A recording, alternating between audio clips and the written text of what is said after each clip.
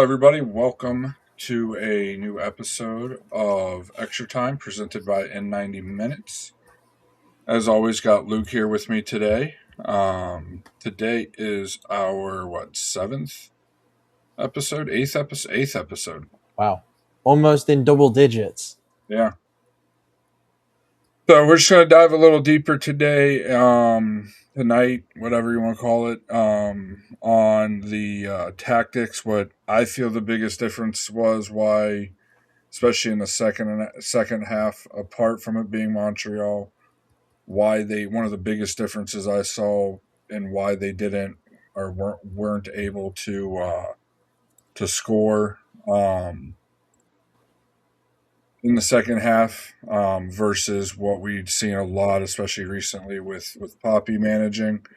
Um, as well as we're also going to dive a little deeper because Luke and I have a little bit different opinion on the manager, so we'll just explain that a little bit more as well, and whatever else we feel like talking about, I guess, whatever the conversation leads to. So Luke and I agree, though, that in the second half Saturday, our back line was a decent amount higher than it usually it was when Poppy was the manager. And what we mean is just as an example, when the ball would be around midfield. And for those listening, we do have a graph up, but we'll do our best to explain it. Just a visual representation for those I watching. can try. I can try to explain it. Go for it. So basically, as the image on the screen is, you've got like our back line, which is our two centre backs and our full backs, which is our left back and right back. Right now, they're sitting right on the edge of the D. So they're right on the edge of the D, between like the 18-yard like box area. So that's where they are right now currently. And that's where like the line of defense is. So that's the best way to describe it if you're looking at a football pitch. Yep. And this is with Poppy, where generally we saw it against Miami in the second half a lot when the ball was in the middle third of the field, especially around midfield. This is as far up as our line pushed, unless we had possession of the ball and we're on the attack. Um, I'm not one for. I'd rather have possession of the ball and dictate the match. But if you're going to have to play a little bit defensive, sometimes it just happens. Fatigue, whatever obviously fatigue would be a sad excuse for the what is it, fifth match of the season, fourth match of the season. Um, but whatever the reason is, that's sometimes you have to play that way. They played that way Saturday, whether that's the way Perelman wanted them to, but they definitely were higher. This graph, go ahead. Again, imagine the ball's at midfield, Yeah. and we'll explain it again. So basically, in this second graph here, you could see that they're sitting a lot. When it comes to the football pitch, it looks a lot smaller on the graphic like here, but they're probably about 10 to 20 yards like further up the field, so they're playing a lot higher line, which forces the attackers to kind of get into positions to, you know, receive the ball, and it's a lot harder for the attackers to get into onside positions, basically, which it also gives the goalkeeper a lot more time to react to different types of situations and command in his box, in his area. And yeah, Yeah, so each one of these stripes is basically 10 yards. If you look at the graph close enough, you can see the edge of the second line's just past the top of the yeah. 18. There's 12 lines on the pitch going, up and down the pitch. So it's about 10 yards. So, I saw it live. I'm like, wow, there's space back here. Which is, you can push too high. You can try to compress the field too much and get caught defensively in a bad position where you leave too much room. Yeah. Um, I think because the the opposition can then get in behind you pretty easily. I think the best comparison of that is when they had Atlanta in 2017 or 2018 when they had Almer on and Martinez playing. That they when like they played well against the players and the defenses that had high lines because Almiron used to play that ball over the top and Martinez used to run in behind the defenders, which that's where it could work, but it's also a very high risk when it comes Hmm. to you Yeah, know you have to have. I feel like our defenders this year, Iago showed a little bit more of what he can do, a little bit more of his speed. Obviously, you can just look at him and know he's going to be a physically strong guy on the pitch. I think what our biggest question was: does he have the speed to keep up with the speed we have in the MLS? Again, it was against Montreal, but he kept up. I thought he did well. There was nothing glaring there. The one goal they had, Marin got looks like he got pushed over according to the VAR. He didn't, but you clearly saw on you know the game camera, the main camera that they used, that the striker for Montreal's hands extended into his back and pushed him. Probably one of those times where he oversold it and made it difficult for a call. But we know Breklo has decent speed for a center back. Iago showed he can have some speed. Obviously not the speed of a Joseph Martinez, but that speed helps be able to give you the confidence to set that higher line as well. but that pace helps as well. So like Yeah. most defenders know how to get into a position to stop an attacker from getting into that position. So even if they have pace, it makes it even more easier to get the ball and stop that from happening. Hmm. So pace definitely helps as a defender, but it's your anticipation. I was a defender, so I kind of know. It's the anticipation of getting in the right position at the right time and knowing the right step before it even happens. Hmm. So, yeah. Yeah, and I mean, you would have enjoyed Luke because I mean, I played fullback and right midfielder in high school. I enjoyed on Saturday. I caught myself watching Brekalo and Dorsey set the line, Yeah. keep the line. That was fun to watch. Just how for the first time this season, I felt like our defensive line moved as a unit.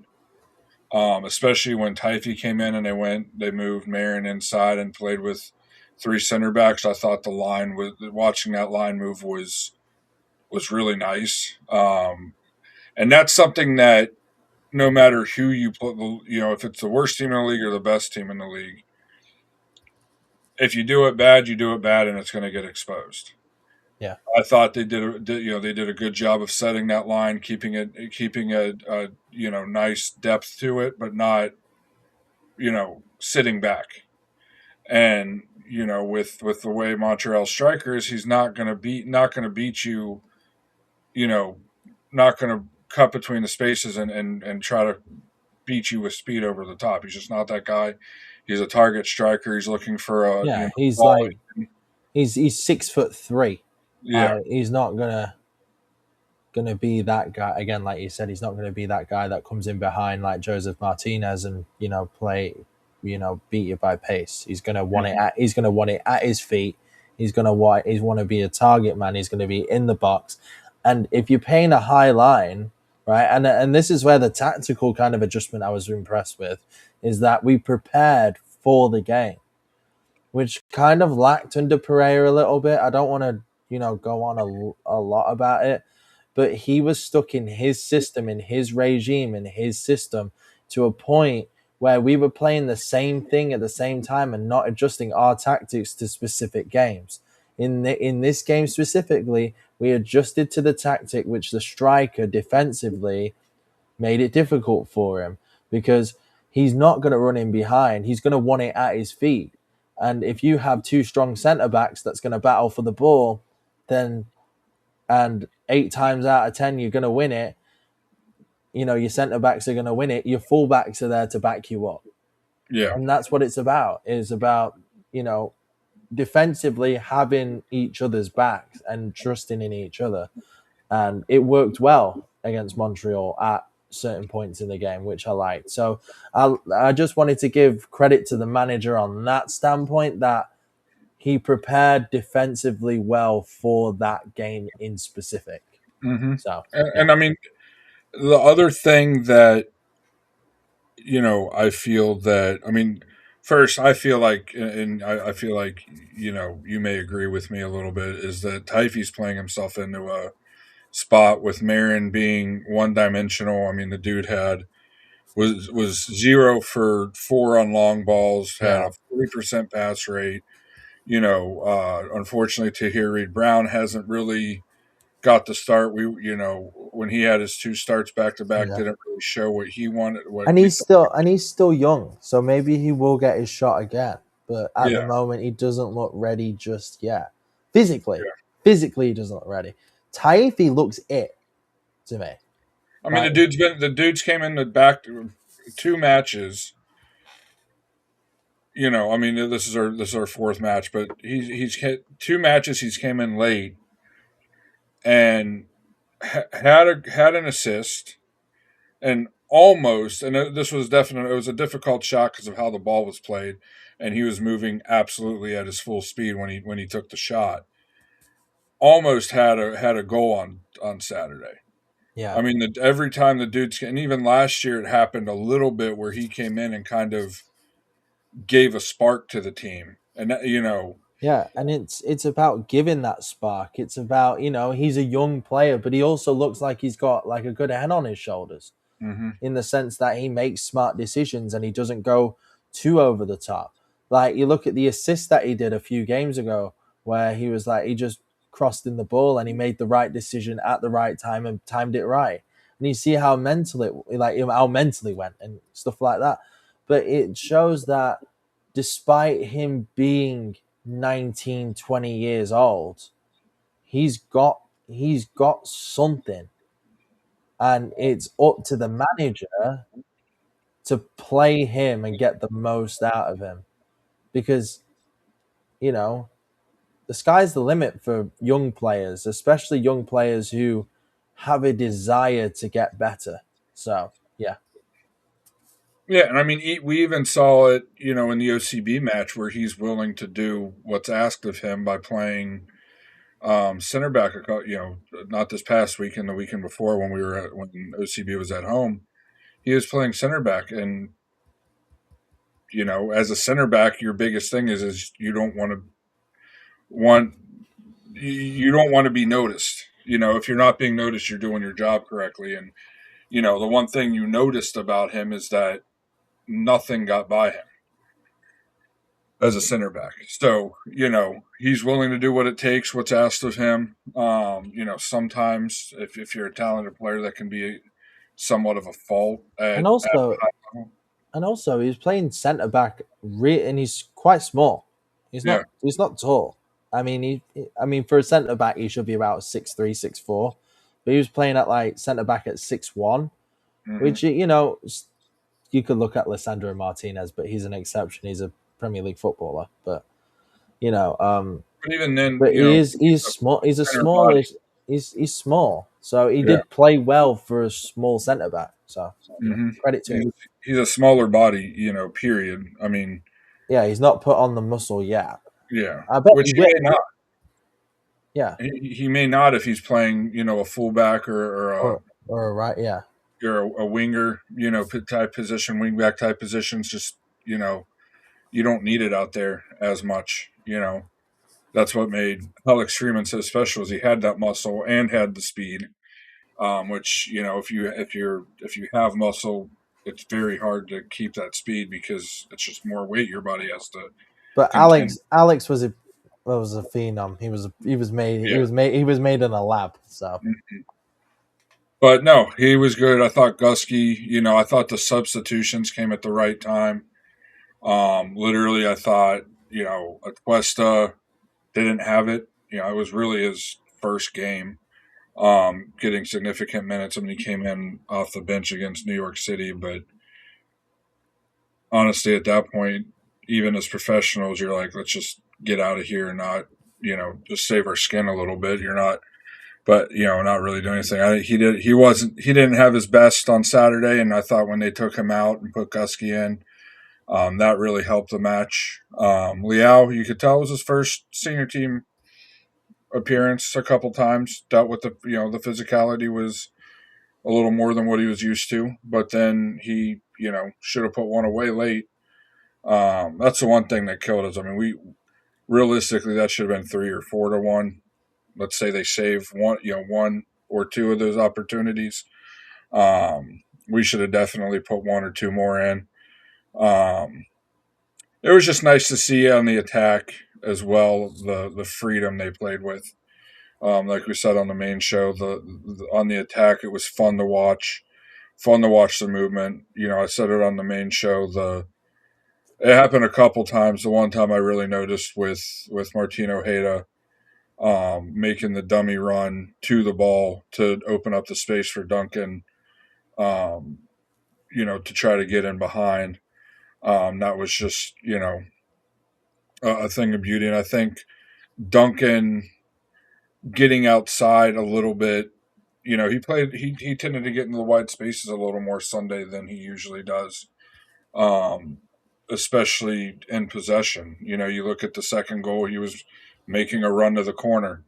Um, I think that helps him in the long run. It makes the center backs, it makes the back line's job harder when you have a striker that is moving all across your back line and not just staying, with the center backs. So, there were a lot of positives that were different, still unknown. You still don't know if that was just a one off because it was a little bit lesser of an opponent, one of the worst teams in the league, which, by the way, I don't think our roster is as bad as some people feel it is.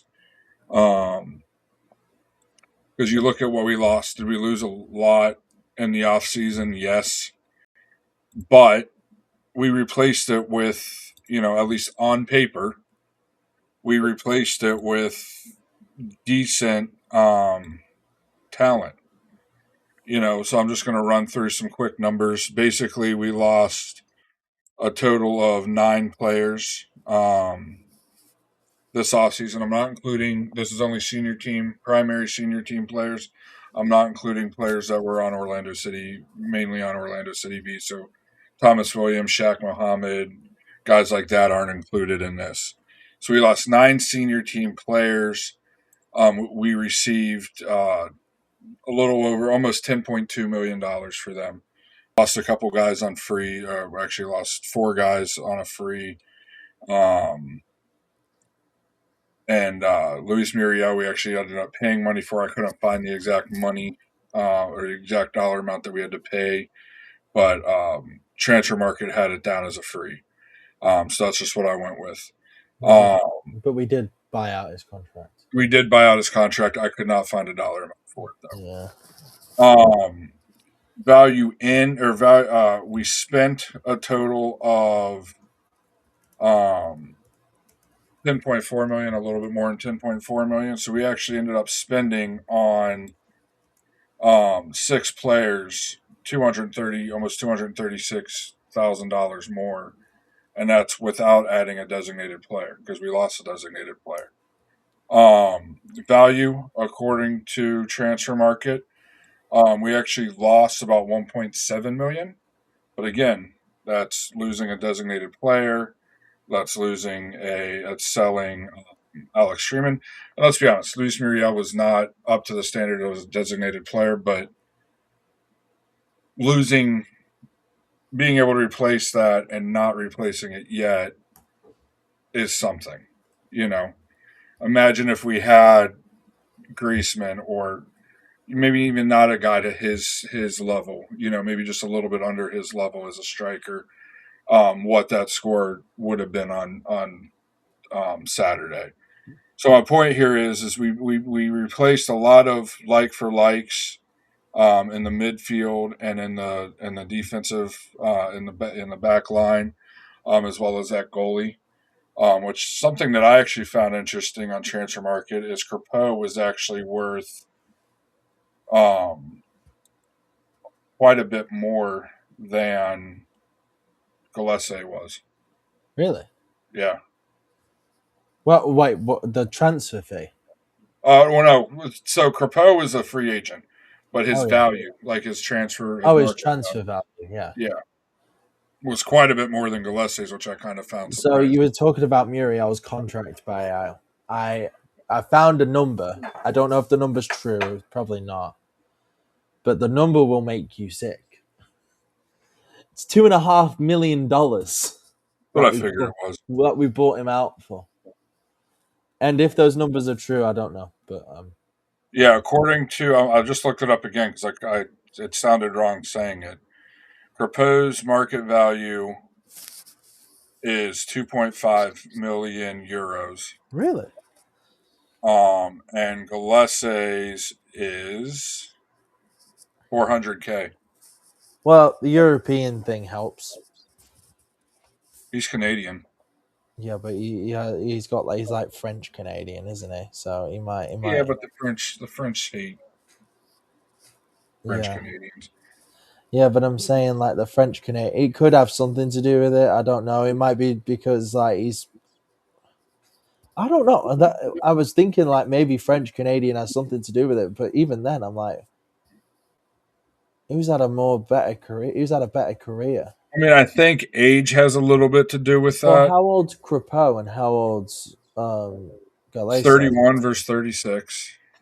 Okay, that definitely plays a factor. Yeah, Yeah. You hundred know, percent. won a MLS Cup. What was that in 22? Wasn't it with Port? Didn't he LA. win Crepeau? Pretty sure he won it with LA. Really? Yeah. I must search that up. I'm not sure, but you might be right. 22. You Yeah. said. They won it in 22. Yeah. The year he joined. So that's one Yeah, of he the did. things. He did with LA. You're right. LA. Yeah. Is And it our LA? most expensive transfer and actually, was more expensive than anybody we lost was Brian Ojeda at 4 point. And this is transferred into dollars, $4.6 million U.S. dollars. The most expensive we lost was Cesar and Freeman at 4.025 million. Really?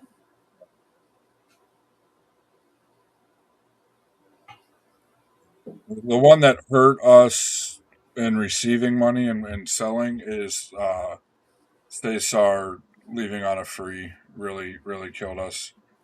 And then, But but you have to realize in that situation also, Adarujo didn't want to sign a contract.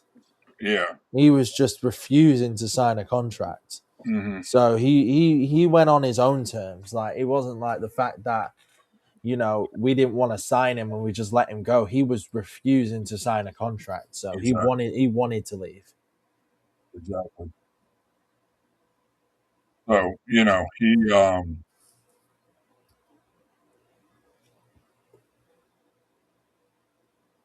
yeah, he wanted to leave. It's sad that we couldn't sign him. I mean, we know, but he was also one of the players, Arujo. Not to ponder on it too much, that I didn't really mind losing on a.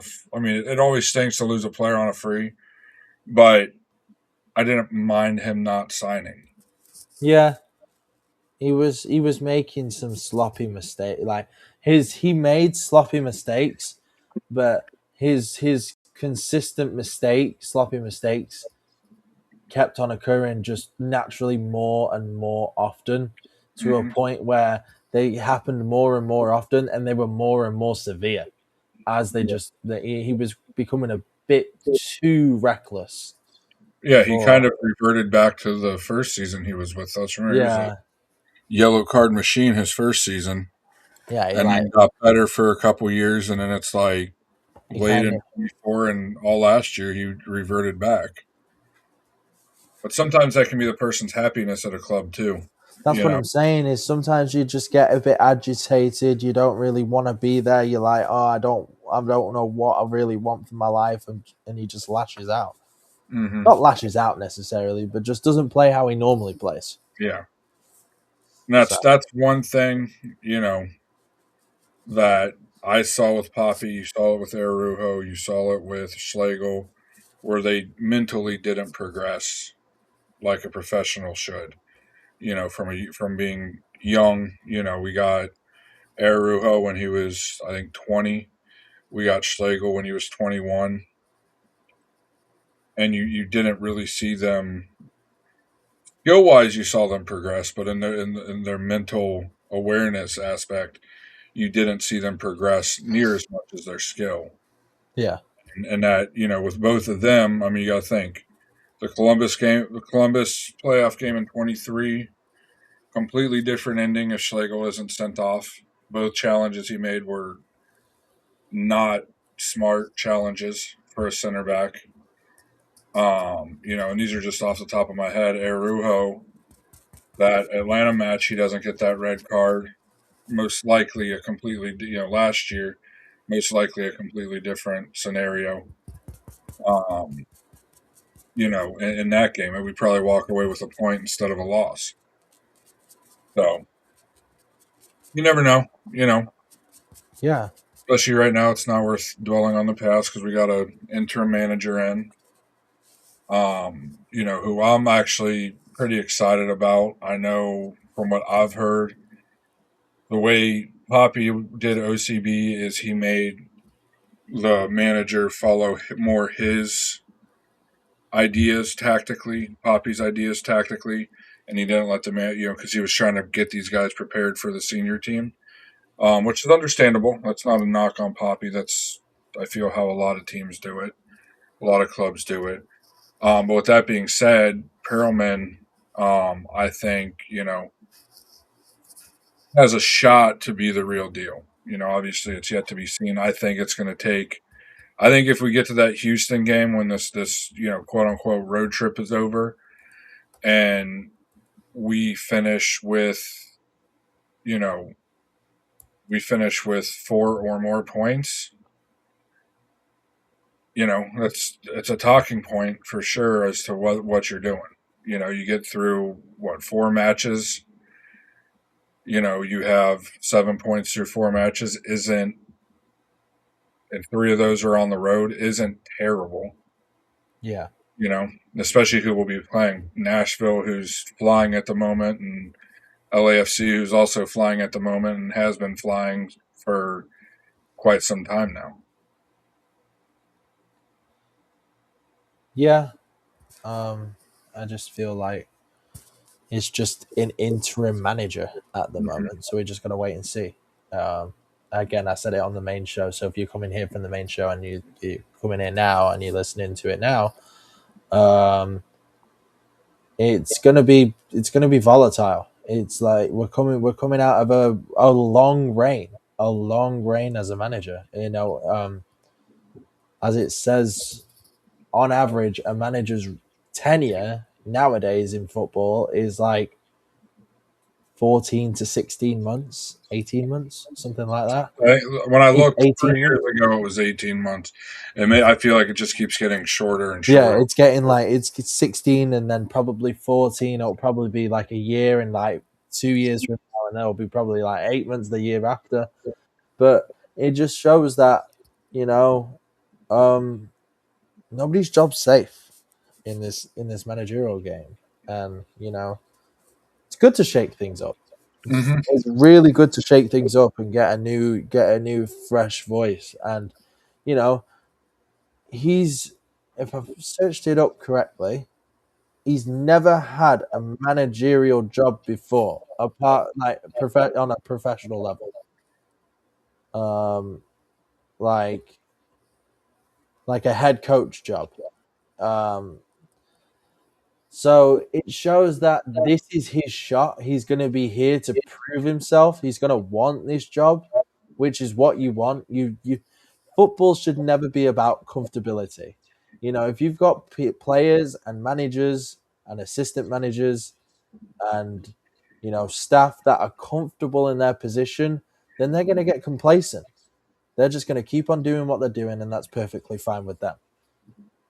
But if there's always somebody striving and there's always something to get better, then you know, then it shows that there's an ambition from the club that we don't just settle for comfortability, we settle to win and we settle to get trophies and we settle for, you know, we settle for the highest of the highest instead of just where we're at the moment. So yeah, that's my perspective on it.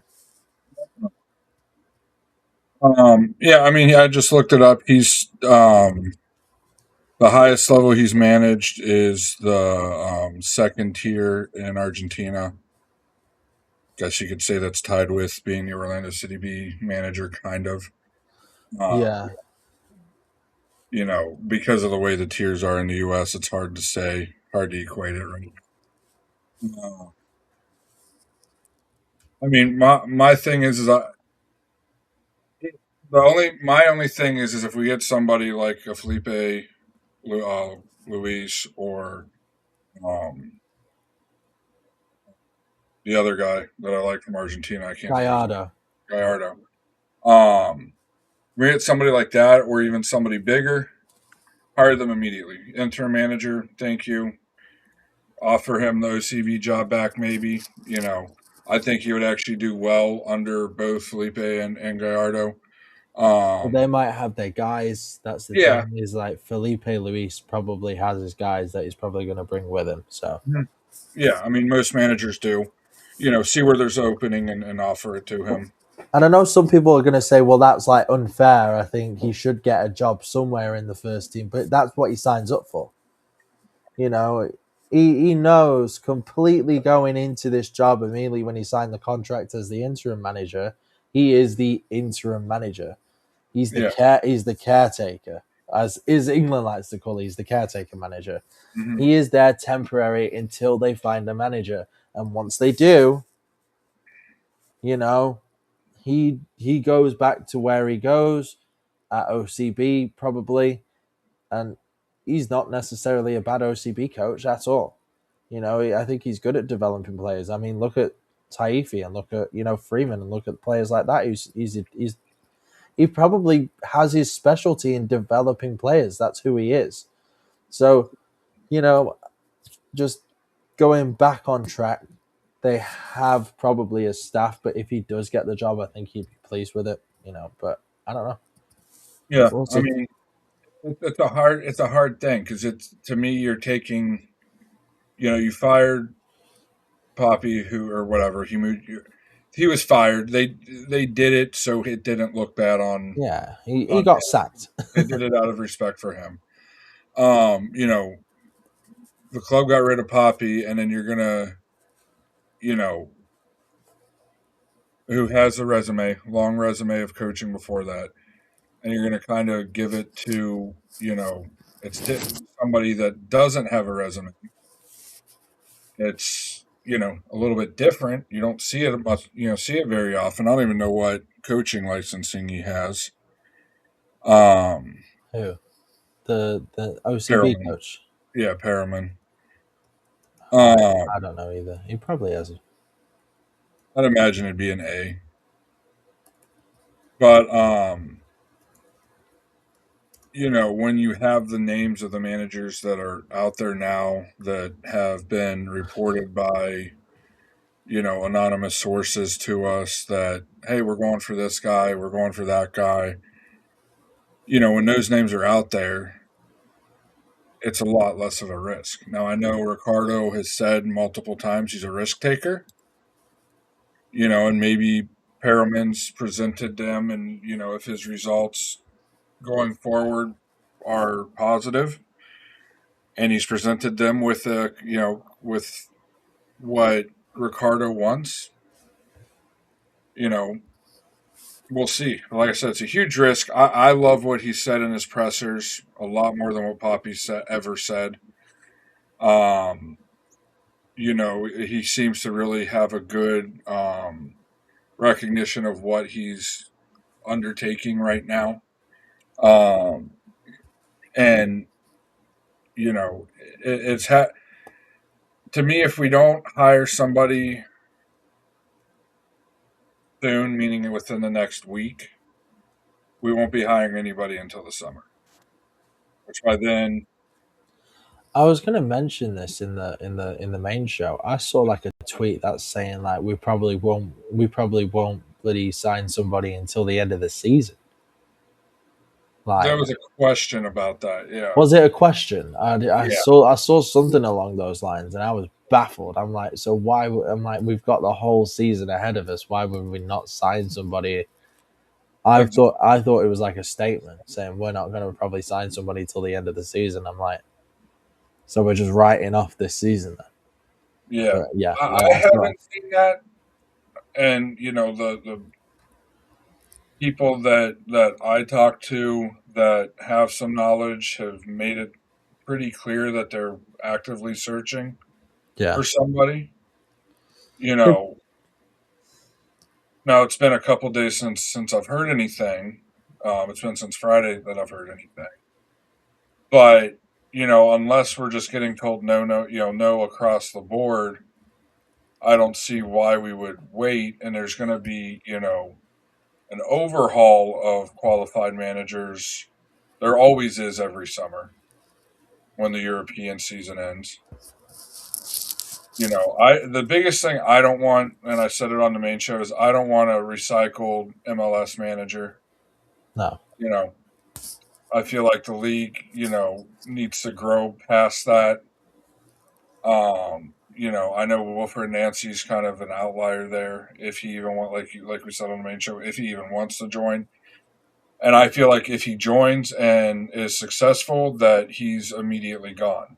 You know, it's not going to be something where he's here for 2 or 3 years. I think if he has a successful season, even if it's somebody we bring in, we bring him in the summer. He has a successful second half, and we're lights out in the second half. I think he's gone in the winter, and then we're back to square one again. yeah, That's why I bumped him down to third on my list. So we'll, we'll see. I just want us to win, man. That's the biggest thing. I really like the signs I saw on Saturday were encouraging. The passion the players played with, the passion he managed with. It was especially the passion he managed with was kind of a breath of fresh air. You know, I know you weren't at the game and they don't really no, show the, yeah. the manager's box at all, but you could see it. You could see it in the players. The passion was there that He we've had been a, asking. he had a, he had a desire. Yeah, Yeah, it's and always good. honestly, the celebration in front of the wall at the end was different. Really, Yeah, it wasn't different as in what they did. It was different as in a how feeling. they did it. Yeah, Yeah, it was literally like you know, it was a true with the players. It was a true celebration. It was like the monkey. I mean, this was a club. Most of them haven't won a competitive match in what 7 games at that point. I think six yeah, 7 games. So that's that pressure alone. It has to be a relief just to get a win, especially against a team last year that we got 2 points off of. Or no, was it 1 point what last season?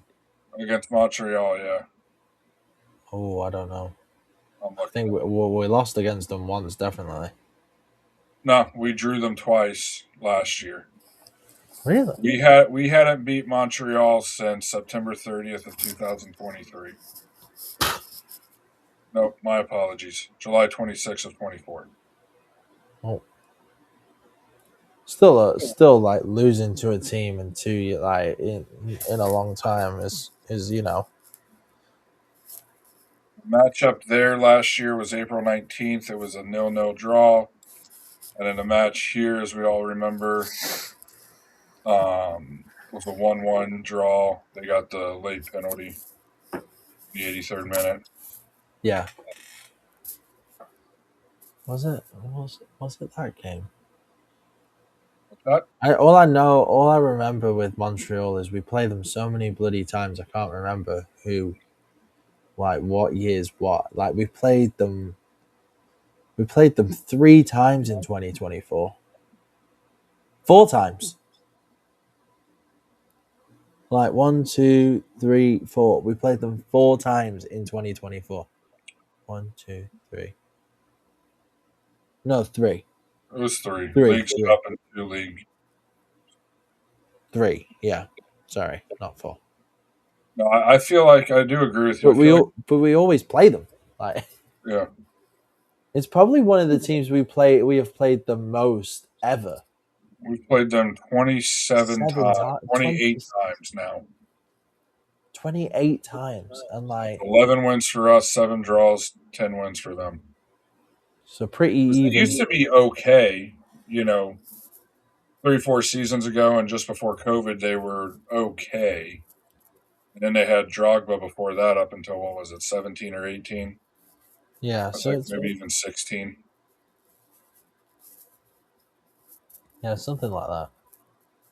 But you know, they're one of the worst. You know, they're one of the worst teams in the league. They were last year. They're going to be again this year. Um, you know, I just hope the decision they make as far as manager goes the right way. You know, and like I was saying on the show, I think Perelman could be it. I know you don't believe it. I completely understand your reasons, your valid reasons. I just know what he, you know, came in with to OCB in 22 as an attacking minded manager. Um, but we'll see. For those of you who don't know, and probably if they just watch this segment, my point of view of I just want to give them a breakdown if they just watch this segment because some Hmm. people probably do, and you know, it's my point of view is that he's a part of the old regime, and that the old regime is Oscar Pereira's regime, which is that negative style of play. So I kind of just want like a fresh beginning and a fresh start and a fresh like a new revival of Hmm. Orlando, a new identity. So that's my perspective for just Yeah, a short, long story short. yeah. I mean, and even on another aspect of it, regime wise, Muzi's the one that brought him in under his when he was GM. It wasn't a Ricardo hire. Yeah. So it just shows that this is now the start of possibly Moreira's like era Hmm. and his way to his idea of football.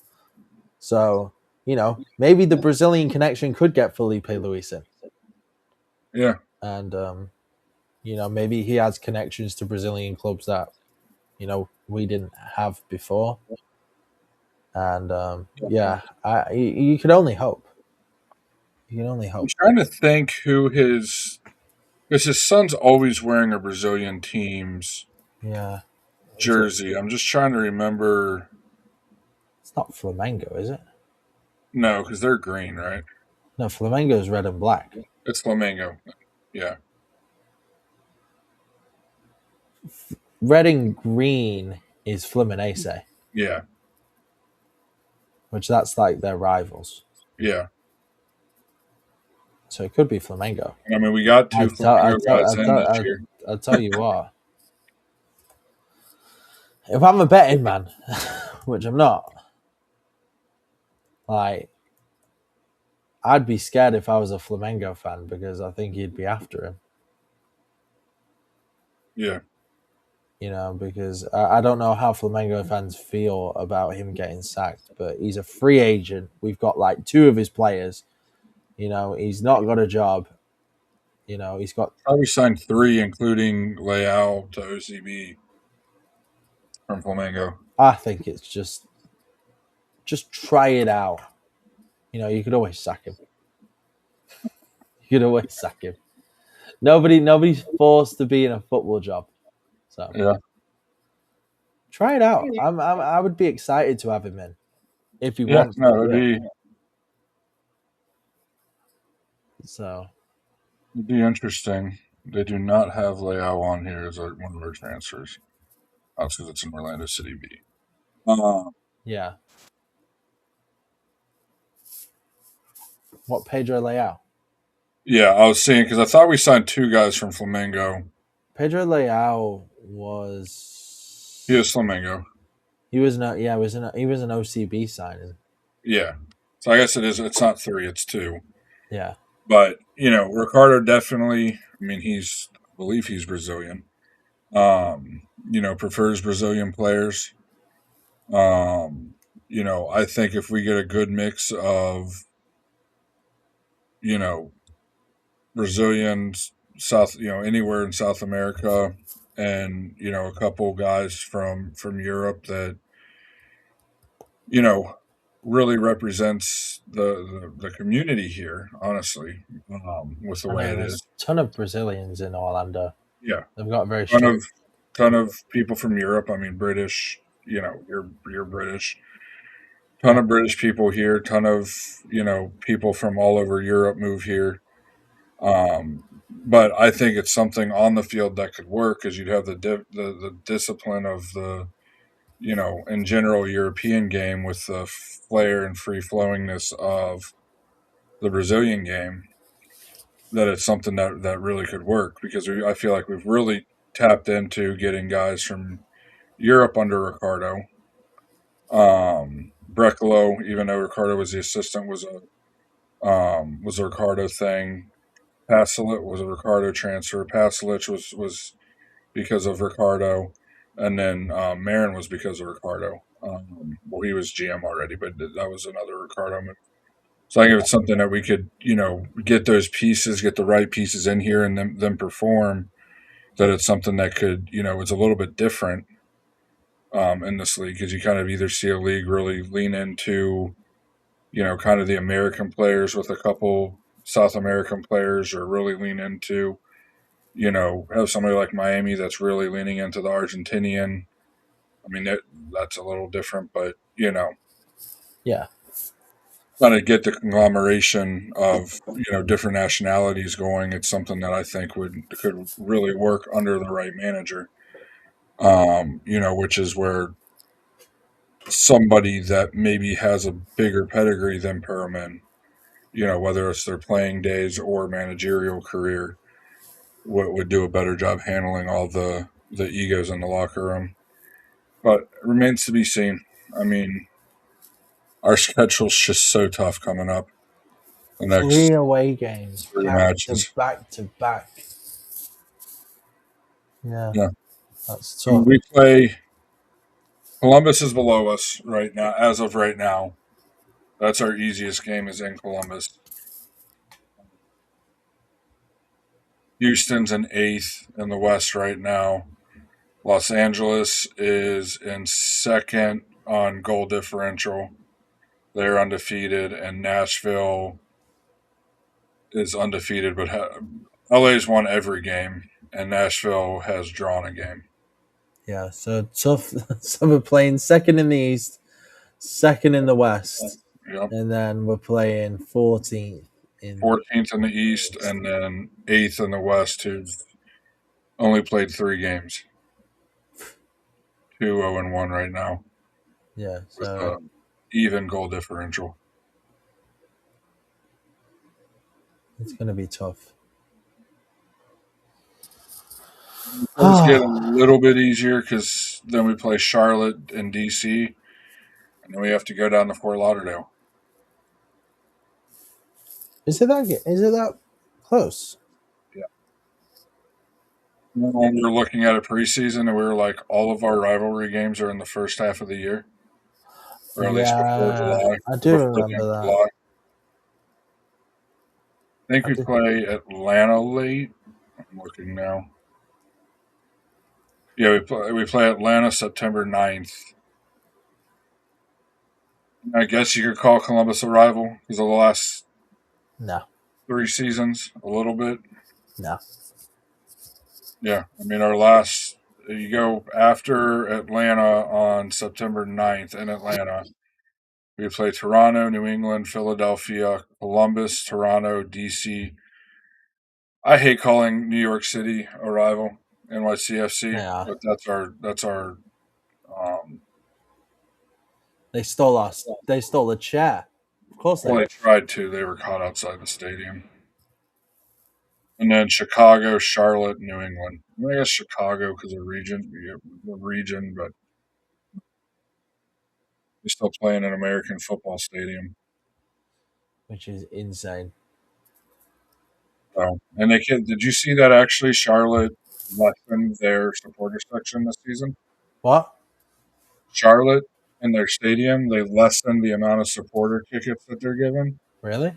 So they used to be kind of like we were, how the Citrus Bowl was like all one side, and now it's like it looks like it goes up to like a rail, like a not a level, but like a walkway that splits Yeah. the seats, and then it like goes in, and it's just like the middle section of the upper section, the upper area. That makes sense. Yeah, I get what you mean. I'm trying to picture it in my head. Oh yeah, so it's like the Like thing. an upside down T. Got it. Okay, yeah. They did that this year, and then their supporters, the people that have supporter section tickets, season tickets, were mad because they gave the tickets that used to be supporter section. They had a deal where those were $15. So, but that's something that'll never happen here. Yeah. Really. I mean, they keep on what they've done the last 2 years. They've taken out what, close to 2,000 seats Yeah. For the Pro and Cocktail luxury Brigade seating. Ultras. Yeah, we're gonna end up having like two. We're gonna end up having a stadium like Bournemouth. How's that? I don't think Like they're like stadium. it's like 10,000 people. Uh, It's yeah, like but their stadium's old though, isn't it? no, Bournemouth Stadium is actually pretty new. Really? Yeah. Bournemouth. I was thinking it was one like some of the more like a more classic stadium. No, it's pretty new. Bournemouth Stadium. Vitality Stadium was built in. Hold on. Vitality Stadium. You got the older stadiums, the classic stadiums in England that I just So love. it's relatively new, like compared to like What year? 1910. Well, when That's I'm saying new, I'm meaning like 1990 and newer. oh That's a well, classic. That's a classic you're stadium. not gonna find a lot of stadiums like that. Yeah. Oh, I mean, I'm thinking like, or even redone. I'm thinking, Well, no, that's what I'm saying. Is it's been redone Bournemouth okay. Stadium a lot. So like they're still updating the stadium now because their stadium was so small. Hmm. I'm pretty sure it was at 10,000 at one point. So they're just renovating it and renovating it and renovating it till like they're saying they're like gonna build like a new stand and stuff Okay. with it. So they're gonna probably turn it into something else or probably just knock it down and build another one. I mean, don't get me wrong. I mean, what and this is maybe just my nearsightedness of being in the U.S. because I've never been in England. Like, our match days in certain towns, like I'm saying, outside of the big cities, obviously London or Liverpool, the bigger cities. Is it kind of where essentially everything shuts down, and it's just about the match that day? In Blackpool, I can yeah. I mean, I went to. I remember going to Rotherham recently. It depends on the club. Like if cities in like if Man City's playing in Manchester, the whole town shut down. Yeah. Like, but if like Rotherham's playing at home, because I went to Rotherham away, nobody really cares Okay. because they've got like other big teams around them, and like they're like smaller supported clubs, and people say, well, the smaller supported clubs really should get like the most supporters since like they're not big and stuff like that. But like, and they probably have like a core of them, but no, not really, because like people are going like all over the shop around that district or that region, and they're Hmm. going to go see their like Premier League team and like whatever, and stuff like that. Blackpool's very fortunate because like, well, I say very fortunate, but we're still not, because we still have the Manchester teams 40 minutes away, so it's like you go down Blackpool, you see a lot of kids wearing Man United shirts. Unfortunately, God bless their souls. Maybe they'll find their senses soon enough. But Yeah, I mean, I'm um, just thinking like a place like Bournemouth, like Bournemouth, I'll tell you what's because I'm thinking like you hear like these state that a team comes up from the championship, yeah, like what happened a couple of years ago. I can't remember the club that had that away stand where you were in somebody's. It looked like you're in somebody's backyard. What was Luton, that? Luton, Yeah, yeah, Luton Town. You have somebody like them, and they have to add on to their stadium, yeah. and or if they go from the, I think that actually usually happens League One, the championship. But like eventually, like you can't have like a bunch of stadiums that are 25,000 people, or the majority of them are going to be Well, half. no, it's not that. It's just up to standard. Like, who wants to like Luton's was you had to walk out into somebody's backyard to get in. Mm-hmm.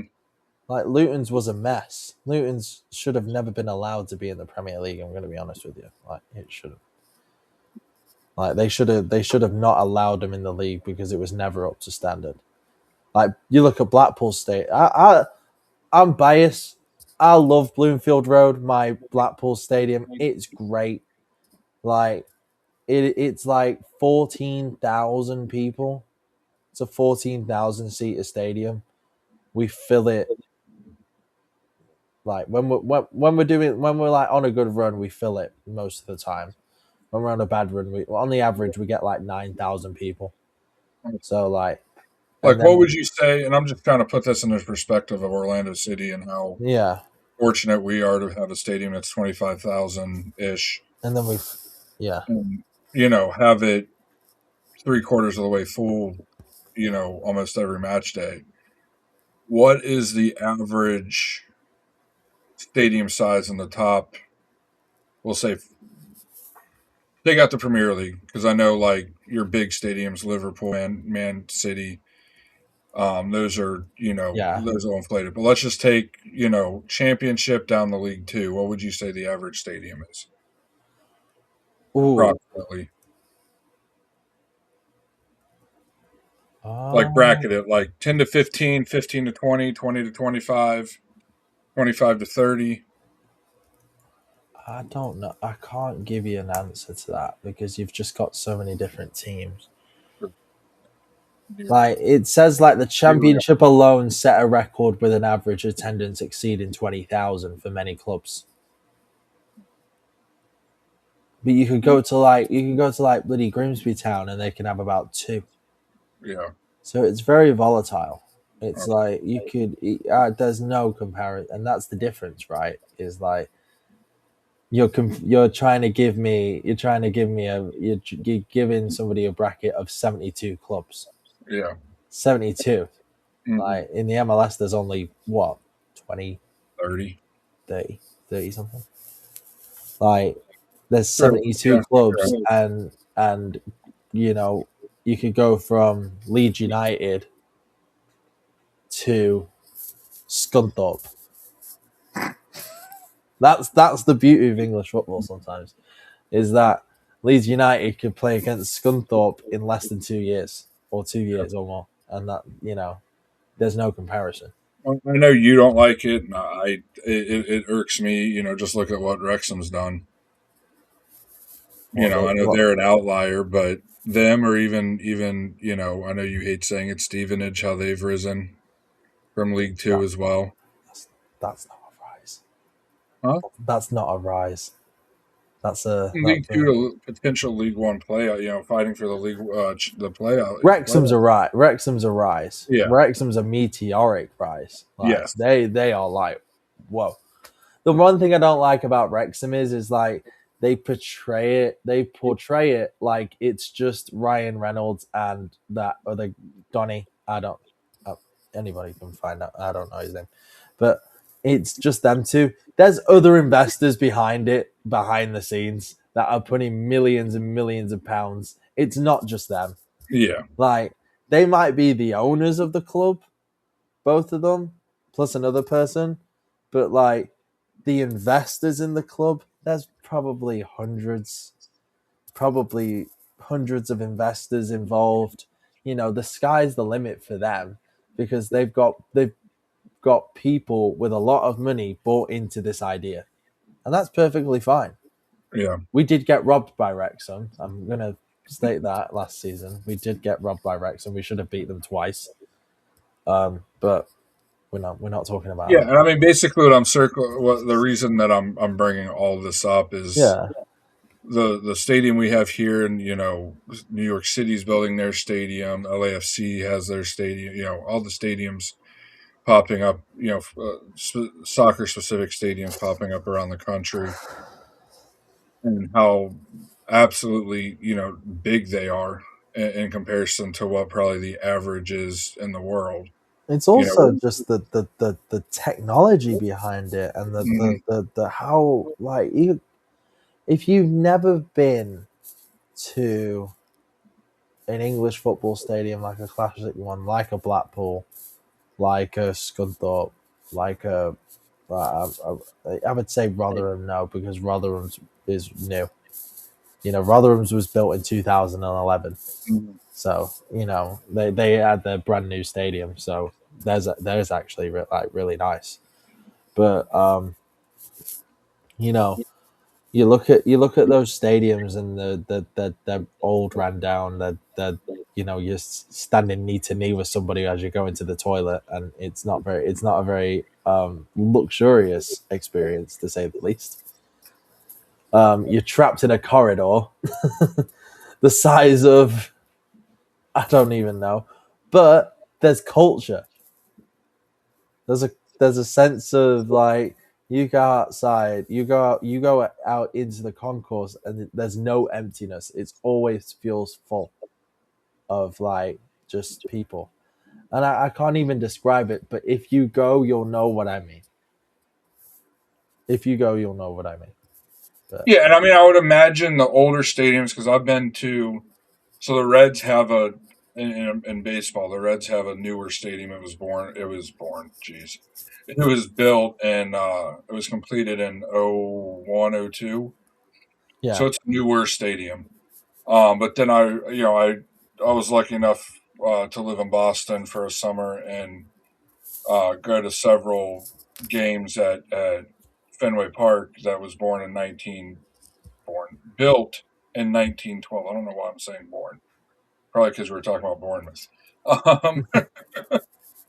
Um, built in 1912, and it's like I almost prefer that old. Now it's been redone and like the yeah, bathrooms updated and all that stuff, and they have a scoreboard and video board and all that. But there's just a feel those older stadiums have, and I remember with even the Reds' old stadium that was newer than Fenway that was built in the 70s. They just have a feel about them and a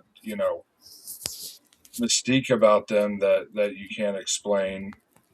And that's where like people are already complaining about there's the beams aren't under the supporter section aren't white anymore and you know, this, that, and the other. And yeah, stadiums need to be upkept, but like to a certain point, there's also a character that a stadium has to have as it ages. And our yeah. stadium's still very new. I mean, you were saying that Bournemouth didn't have an old stadium because it was in 1901, which I know over there they have one dating back to the into the 1800s.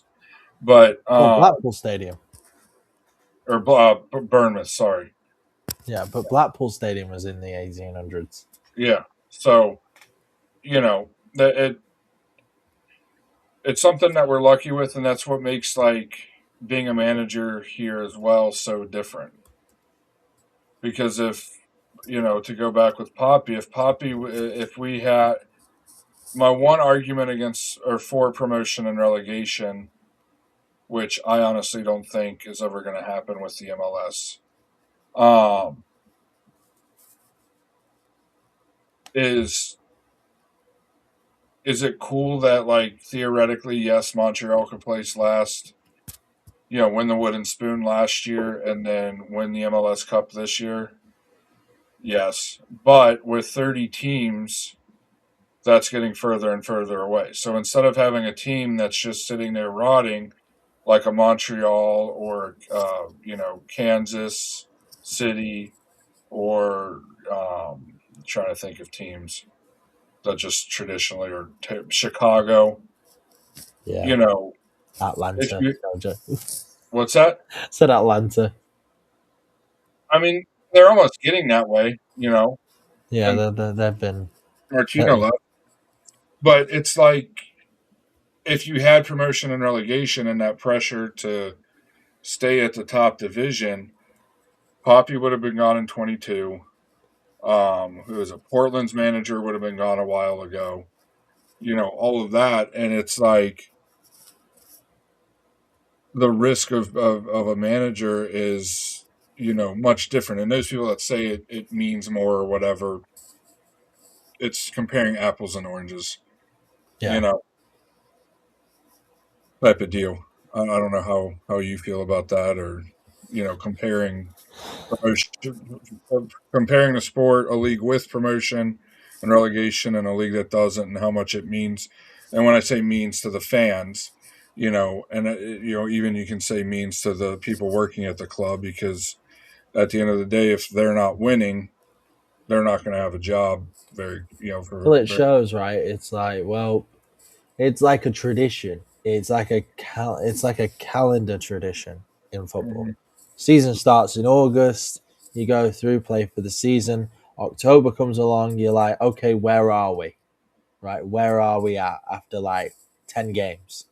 10, 12 games. Where are we in that little bracket? Then you go on. Then you're like, oh, we can actually get a grasp of where our season is. So our season could be mid table, pushing for the playoffs, like winning the title or like in the relegation zone, stuff like that. So then, you know, then you get to December, like, then you can decide whether you sack your manager or not, because next thing you know, December's rolling around, and then, December's rolling around, you've got games all the time. I'm not joking you. December's probably the busiest month because you've probably got Boxing Day, New Year's Eve, then you probably will play New Year's Day, and then you'll probably have cup games in there because the FA Cup started, League Cup started. Like every single if you're playing in the EFL, you're probably playing also in the EFL Trophy. So you've also got those competitions. So you have to decide with all these games coming up, do you decide to sack your manager before the transfer window comes in? Because the January transfer window is when that new manager can get his players in. So it's like structured in a way where it's kind of designed for managers to get sacked and have their own say on what their team is. Mhm. So, yeah. Definitely. I mean, and I looked it up. In Europe, the average length of a manager is 16 months, and I think in the Premier, it said the Premiership alone is approximately 18 months. It was like 17 months, 2 weeks, and 3 days, or something funky like 17 that. and, 17 and a half. Yeah, and we were lucky enough to have, whether good or bad, you're like Luke and I, you disagree with the way he plays or you agree with the way he played. You had that stability of having a manager for, you know, 6 seasons. Yeah. Really, I mean, he did 20. Yes, it was kind of a wash of a season, but he was still here for it. What was supposed to be the season. Yeah, 6 years. Yeah, 6 seasons, 5 years. 5 years. Yeah. So, it's, yeah, 6 full years since he started this year. Yeah. Yeah. Which it And it's shows something that. that we're not used to, you know, I as know, right? Orlando City supporters. Which it shows, right? It shows that changes are going to happen, and it's Hmm. not going to be a good ride. I'm going to keep on repeating this. I'm so sorry.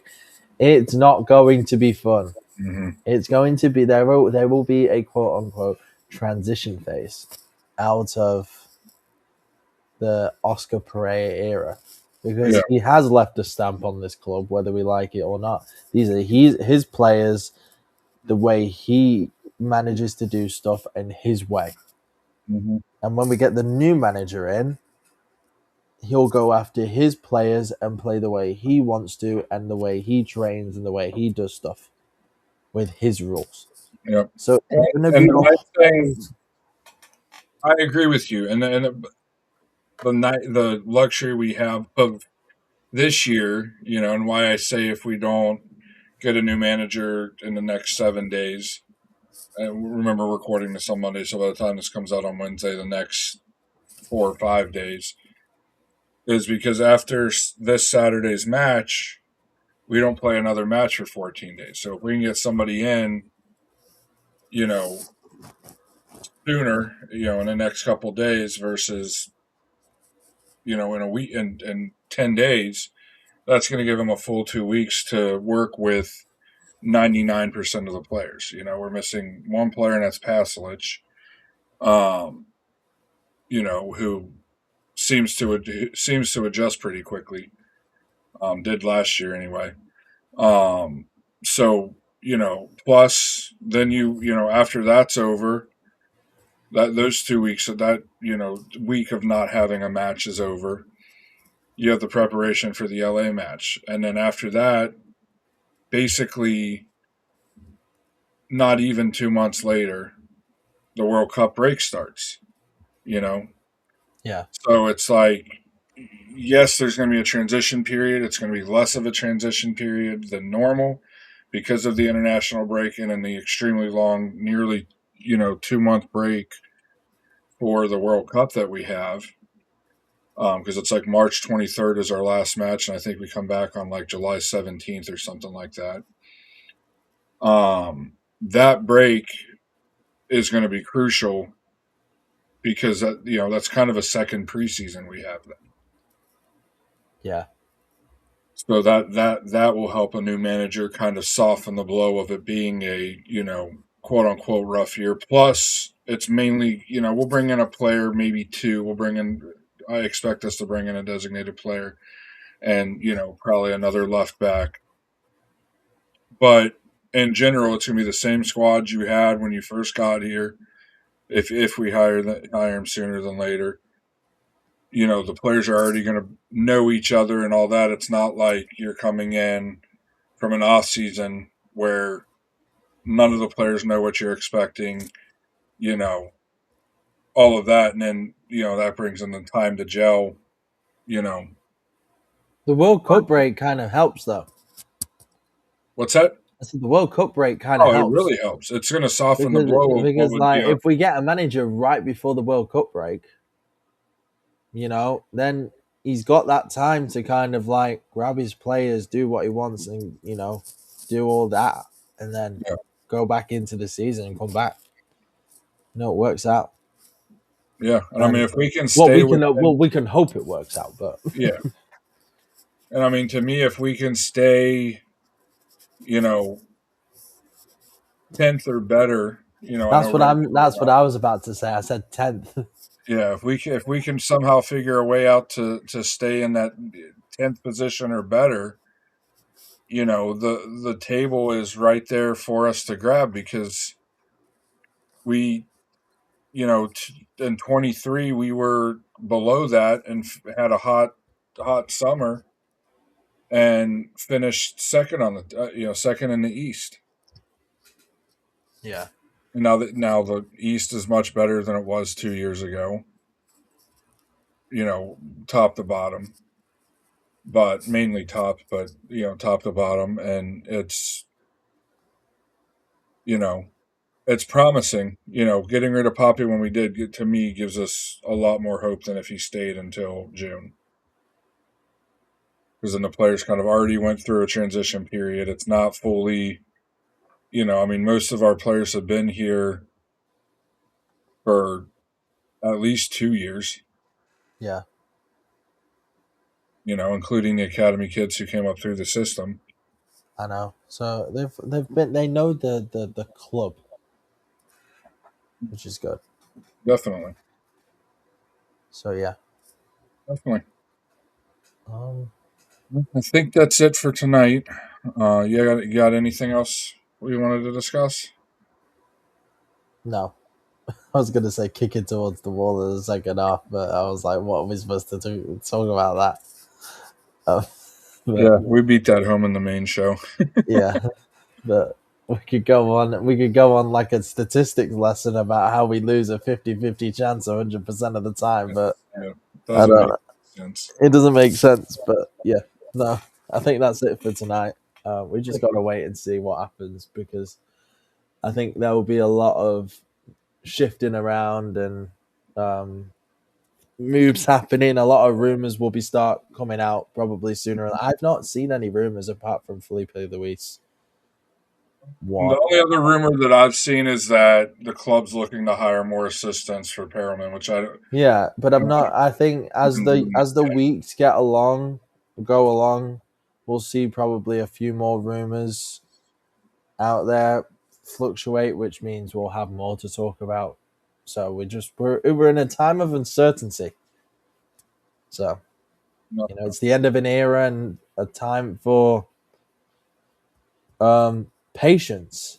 I think is probably the word yeah, is patience because I'm it's not multiple gonna fronts. it is not going to be easy. So yeah, Yeah, definitely, definitely. Patience on multiple fronts. Patience with the coaching staff, because as much as they want to say that they're treating this like they're here for good, they know in the back of their minds they probably won't have a job in a couple months.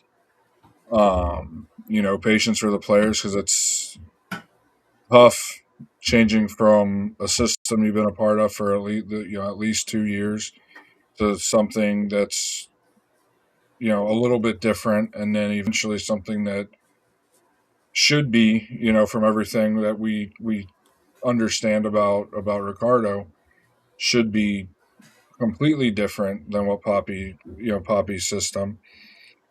It's going to take time for them to adjust, and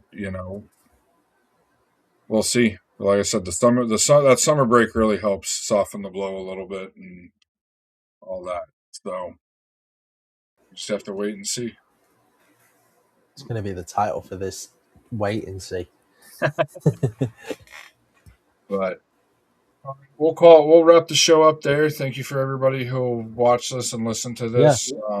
As I say every week, leave your comments if you have something to add. If you feel we you know need to touch on. misrepresented something, feel free to correct us, and we'll explain it on the next episode.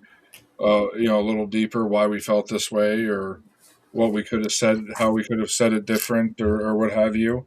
But we also want to know your opinions. So if your opinions differ from ours, if you 100% think Perelman's The the guy. man, the guy, let us know. Let us know why. We'll bring it up on the next episode.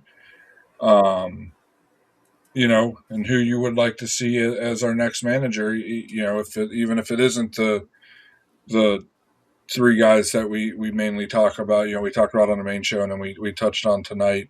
If you have another name you want to be the next manager of our club. So for Luke and all the guys from the main show, again, thank you, and vamos.